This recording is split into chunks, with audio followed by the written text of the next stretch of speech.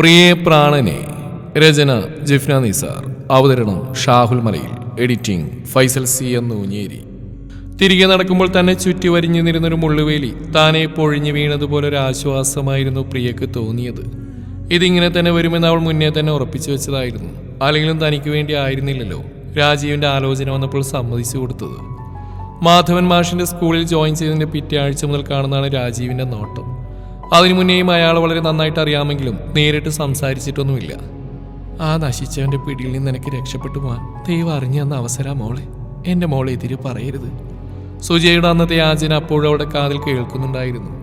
പത്മൊന്നും പറഞ്ഞില്ലെങ്കിലും രക്ഷപ്പെട്ടു പോയെന്നൊരു ഓർമ്മപ്പെടുത്തൽ ഓരോ നോട്ടത്തിലും ഒളിപ്പിച്ചു വെച്ചിരുന്നു.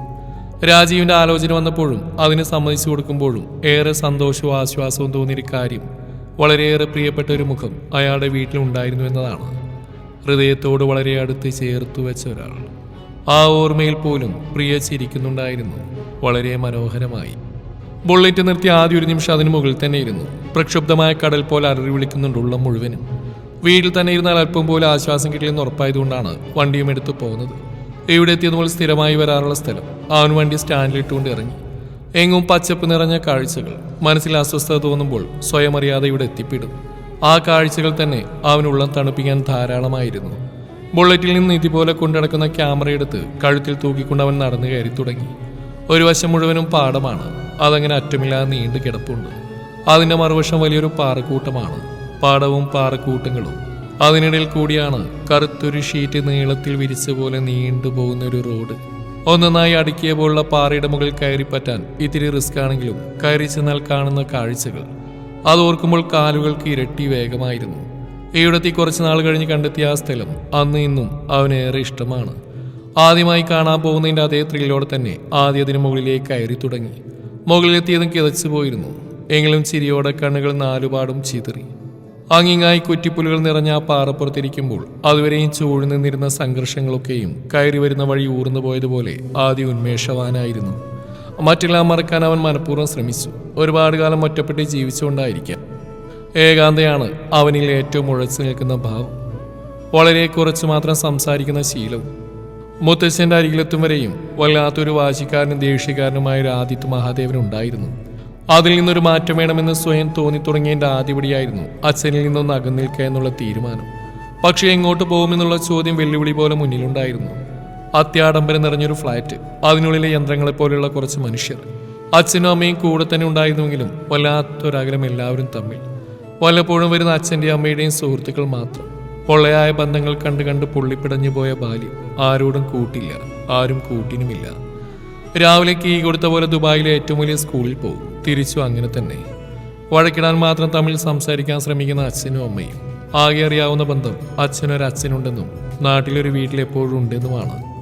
കുഞ്ഞിലെപ്പോഴും അമ്മയുടെ വായിൽ നിന്ന് കേട്ടതല്ലാതെ അങ്ങനെ ഒരു അച്ഛനെ കുറിച്ചോ നാടിനെ കുറിച്ചോ അച്ഛൻ വെറുതെ പോലും പറഞ്ഞു കേട്ടിട്ടില്ല.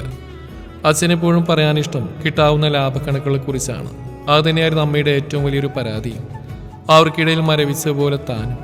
ഇനി അവിടെ തന്നെ തുടർന്നാൽ അച്ഛൻ കീ കൊടുക്കുന്ന ഒരു യന്ത്രം പോലെ താനൊരു വല്ലാത്ത അവസ്ഥയിലേക്ക് എത്തിച്ചേരുമെന്ന് ഉറപ്പുണ്ടായിരുന്നു. മുത്തച്ഛൻ്റെ അരികിലേക്ക് പോവുകയാണെന്ന് പറഞ്ഞതുപോലെ അച്ഛൻ എതിർത്തു തുടങ്ങിയതാണ്. അതില്ലാതെയാക്കാൻ എത്രയൊക്കെ അച്ഛൻ ശ്രമിച്ചിട്ടും അണുവിട പോലും വിട്ടുകൊടുക്കാതെ ഈ നാട്ടിലേക്ക് എത്തിയത് വ്യക്തമായൊരു പ്ലാനോടെയാണ്. നാട്ടിലെ സ്കൂളിൽ +1 അഡ്മിഷൻ എടുത്തു മുതൽ തീർത്തും പുതിയൊരാളായിരിക്കാൻ ശ്രമിച്ചു. ദുബായിലെ ഒരു ഫ്ലാറ്റ് മുറിയിൽ ഏകാന്തത മാത്രം കൂട്ടുപിടിച്ച് ജീവിച്ചവൻ. അവനത് വലിയൊരു ടാസ്ക് തന്നെയായിരുന്നു. ആദ്യം ഒരാളോട് എങ്ങനെ സൗഹൃദം ഉണ്ടാക്കണമെന്ന് പോലും അറിയാത്ത തന്നിലേക്ക് ആദ്യമാരും എത്തി നോക്കിയില്ല. തൻ്റെ 8ാം ക്ലാസ്സിൽ പഠിക്കുന്ന സമയത്താണ് നിസ്സാരമായൊരു പ്രശ്നം മൂതി വളർത്തി അതിൻ്റെ പേരിൽ തന്നെ പോലും മറന്നുകൊണ്ട് അമ്മ ഇറങ്ങിപ്പോയത്. അതിനിടയിൽ അമ്മയച്ഛനും പറയുന്നതിൽ നിന്നാണ് ഇങ്ങനൊരു നാടുണ്ടെന്നും ഇവിടെ ഇപ്പോഴും തന്നെ മുത്തച്ഛൻ ജീവിച്ചിരിപ്പുണ്ടെന്നും അറിയുന്നത്. അച്ഛൻ്റെ പേഴ്സണൽ ഫോണിൽ നിന്നും ഉപയോഗശൂന്യമായി പോയ നാട്ടിലെ നമ്പർ തേടി പിടിച്ച് വിളിക്കുമ്പോൾ സ്വന്തം മുത്തച്ഛനെ ആദ്യമായി പരിചയപ്പെടേണ്ടി വന്നു. അതൊരു തുടക്കം മാത്രമായിരുന്നു. അച്ഛനറിയാതെ പിന്നെ ആ വിളികൾ ശീലമായി. നോട്ടുകെട്ടുകൾ കൊണ്ട് അച്ഛൻ ജീവിതം അളന്നു പഠിക്കുമ്പോൾ അച്ഛനറിയാതെ താൻ മുത്തച്ഛനുമായി സ്നേഹം പങ്കിടുന്ന തിരക്കിലായിരുന്നു. കരയിച്ച് പിരിഞ്ഞുപോയ അമ്മ പിന്നെ ഒരിക്കലും അങ്ങോട്ട് വന്നില്ല. എന്തിനും ഏതിനും ജോലിക്കാർ സദാസമയം വിളിപ്പുറത്തന്നെ ഉണ്ടായിരുന്നുകൊണ്ട് കാര്യങ്ങളൊന്നും മുടക്കമില്ലാതെ കഴിഞ്ഞു പോയിരുന്നു. ആ ഓർമ്മ തന്നെ പൊള്ളലാണ് തനിക്ക് മാത്രം. 3-4 മാസങ്ങൾ കൊണ്ട് തന്നെ അമ്മ ഒഴിച്ചിട്ട് പോയ ആ സ്ഥാനത്തേക്ക് പുതിയ ആളെത്തിയിട്ടും തന്റെ മനസ്സിൽ ആ ശൂന്യത അതുപോലെ തന്നെ ഒഴിഞ്ഞു കിടന്നു. എല്ലാം പണം കൊണ്ട് മാത്രം അളക്കുന്ന അച്ഛന് ജീവിതം പോലും കയ്യിലേക്ക് വന്നു ചേരുന്ന ലക്ഷ്യങ്ങളെ ലക്ഷ്യമിട്ടുണ്ടായിരുന്നെന്ന് മനസ്സിലാക്കിയത് മാസങ്ങളുടെ ഇടവേളയിൽ അച്ഛൻ ആ ബന്ധവും പൊട്ടിച്ചെറിഞ്ഞ് കളഞ്ഞപ്പോഴായിരുന്നു. അപ്പോഴേക്കും പകരക്കാർ വന്ന് ആ ഒഴിഞ്ഞു കിടന്ന കോളം ഫില്ല് ചെയ്യുന്നുണ്ടെന്ന് വെറുപ്പോടെയാണ് അറിഞ്ഞത്. മനസ്സും അടുത്തു പോയിരുന്നു എന്നാണ് ശരി, കലഹിക്കാൻ പോലും ആരുമില്ലാത്ത അവസ്ഥ.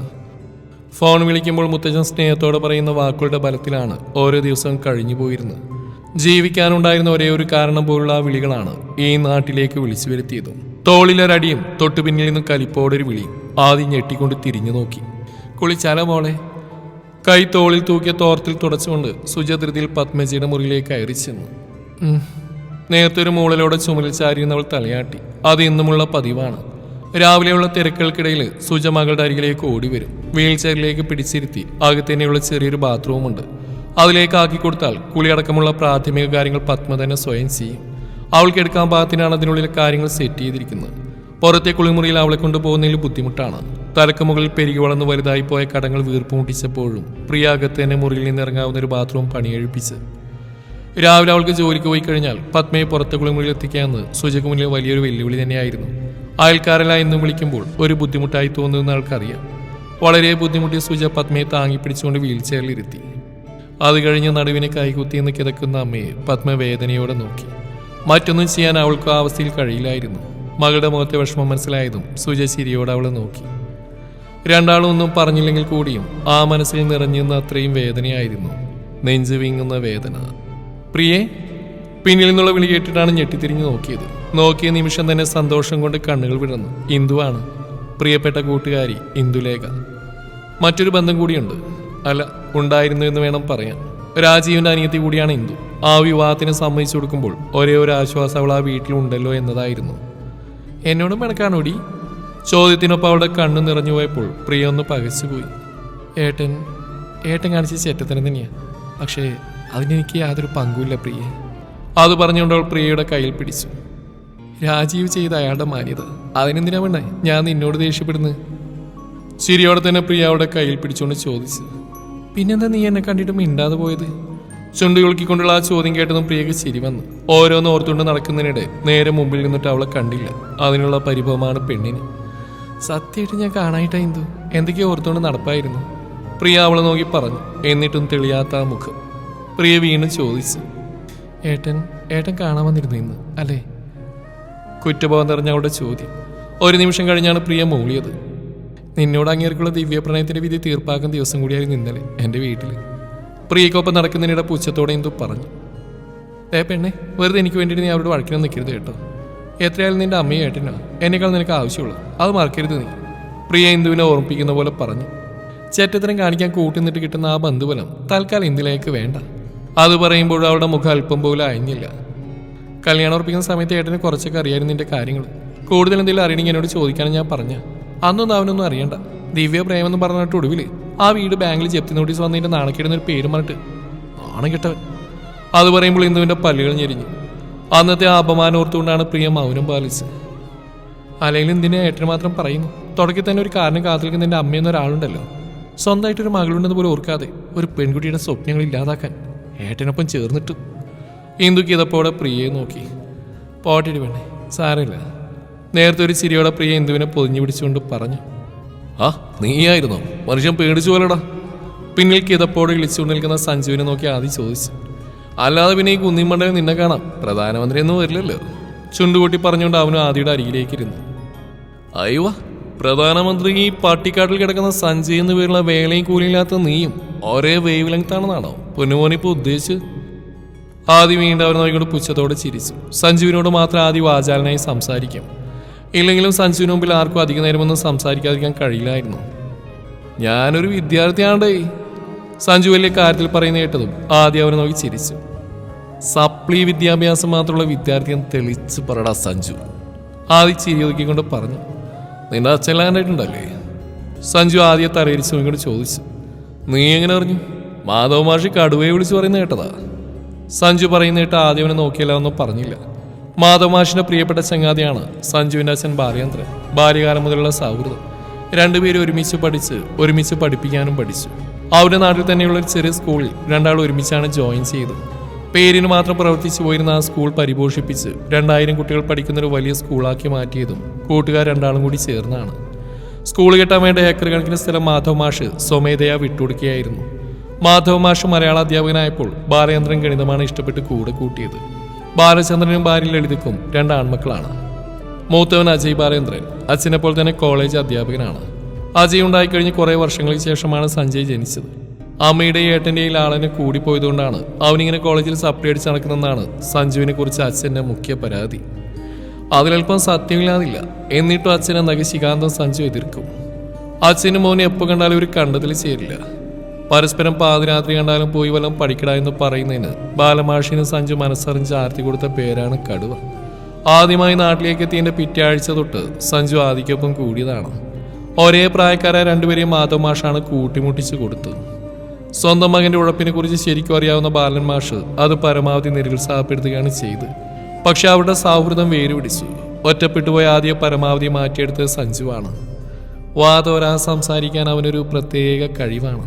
പൊതുവെ കുറച്ച് മാത്രം സംസാരിക്കാൻ ഇഷ്ടപ്പെടുന്ന ആദി അവന് മുമ്പിൽ മാത്രം മറ്റൊരാളാണ്. നാട്ടിലെ പഠനം കഴിഞ്ഞ് ഒരുമിച്ച് ടൗണിലെ കോളേജിൽ പോകാൻ പ്ലാൻ ചെയ്യുന്നതിനിടയിലാണ് മഹാദേവൻ നാട്ടിൽ വരുന്നു. അയാൾ പ്ലാൻ ചെയ്ത പോലെ ആദ്യം ലണ്ടനിൽ പഠിക്കാൻ നിർബന്ധിച്ച് പറഞ്ഞു വിടുന്നു. അവനോട് പഠിച്ചിറങ്ങി വന്നിട്ടും സഞ്ജു ഇപ്പോഴും സപ്ലികളുമായിട്ടുള്ള മൽപ്പിടുത്തം വിട്ടിട്ടില്ല.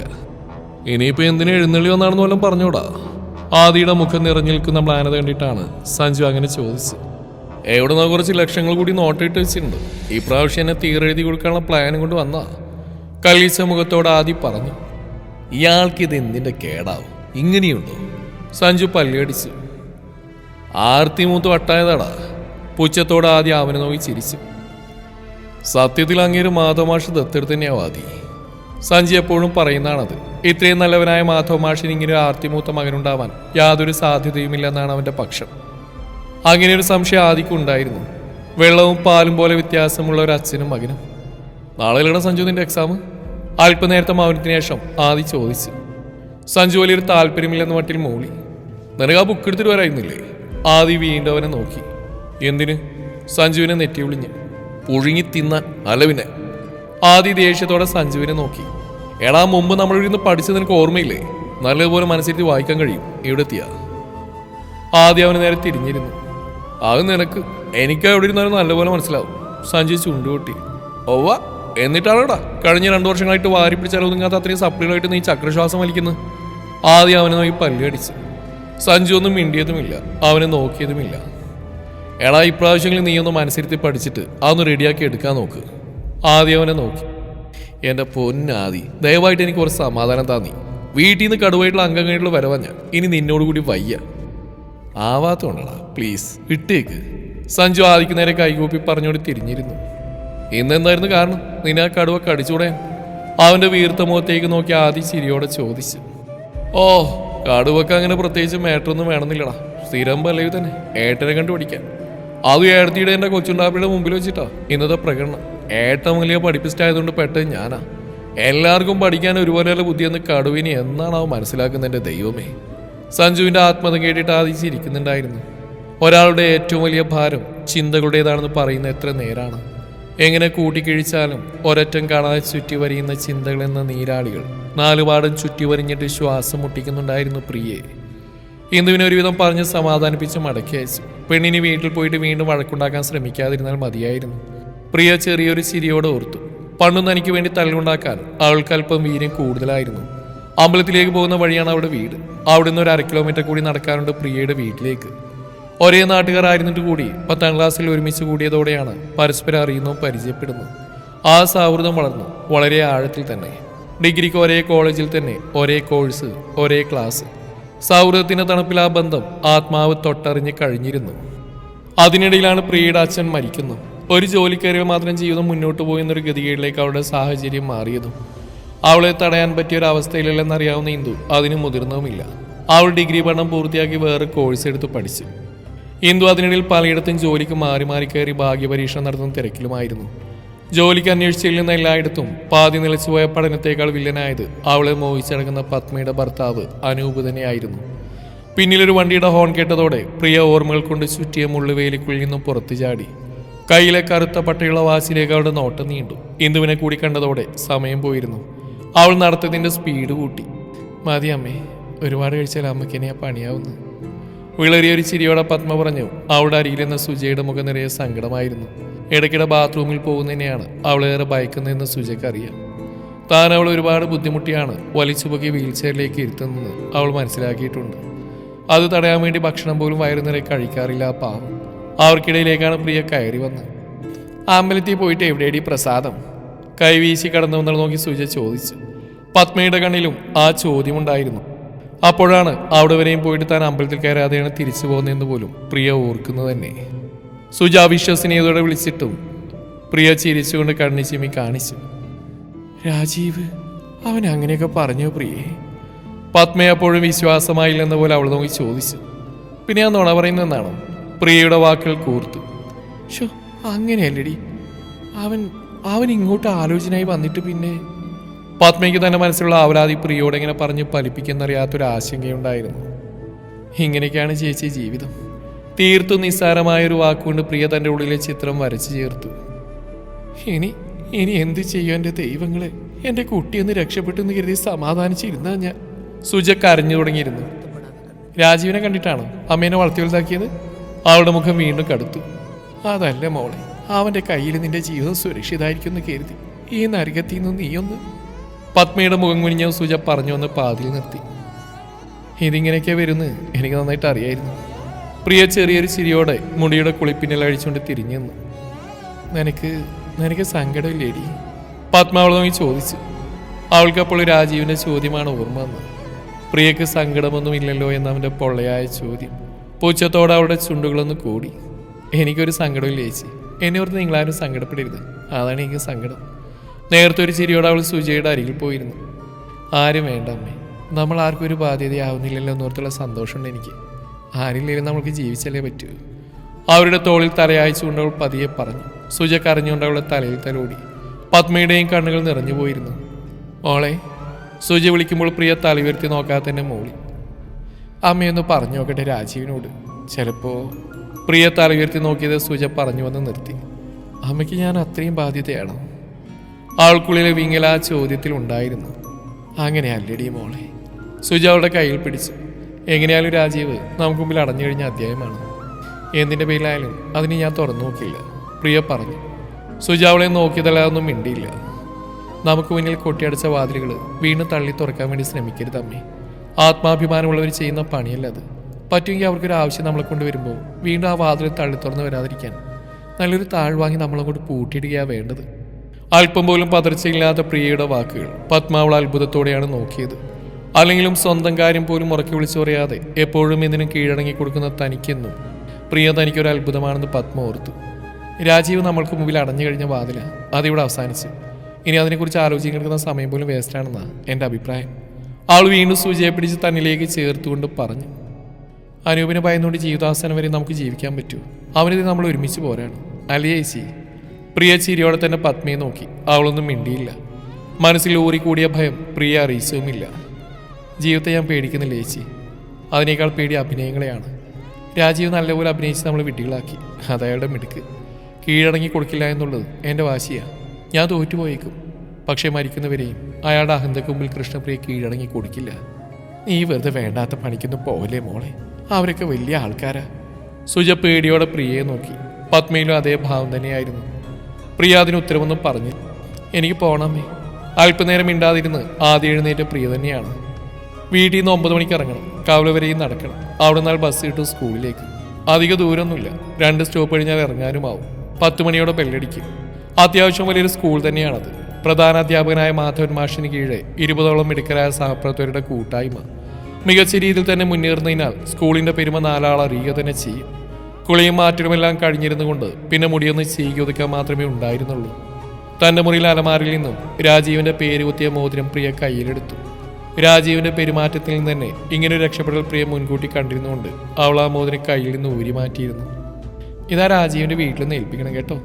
അടുക്കളയിലേക്ക് ചെന്നുകൊണ്ട് അവൾ കൈയുള്ള മോതിരം അവിടെയുള്ള മേശയിലേക്ക് വെച്ചുകൊണ്ട് സുജയെ നോക്കി. ആ ഒരു വിഷമത്തോടെ അവളെ നോക്കിയതല്ലാതെ ഒന്നും പറഞ്ഞില്ല. അവരുടെ വീട്ടിൽ കൊണ്ടുവന്ന് തന്നല്ലേ, നമ്മൾ ആ മര്യാദ തിരിച്ചും ചെയ്യുന്നു, അത്ര തന്നെ. അവൾ അപ്പോഴും ചിരിയോടെ തന്നെ പറഞ്ഞു. സുജ ഒന്നും മിണ്ടാതെ അവൾ കഴിക്കാനുള്ള പാത്രത്തിലാക്കും തിരക്കിലാണ്. ഒരുപാട് കുത്തി നിറക്കില്ലേ അമ്മേ, ഇന്നലെ തന്നെ ആ വേസ്റ്റ് തട്ടിയേക്കുക. പ്രിയ പറഞ്ഞിട്ട് സൂചി അവളെ ഒന്ന് കൂർപ്പിച്ച് നോക്കി. പിന്നെ ഏതായാലും ഈ സോപ്പിട്ടി പോലുള്ള പാത്രത്തിലുള്ളതല്ലേ? അവരുടെ ചോദ്യം കേട്ടതും പ്രിയ നാവ് കടിച്ചുകൊണ്ട് തിരിഞ്ഞു. തുടരും ഈ കഥയുടെ ബാക്കി ഭാഗം നാളെ ഇതേ സമയം.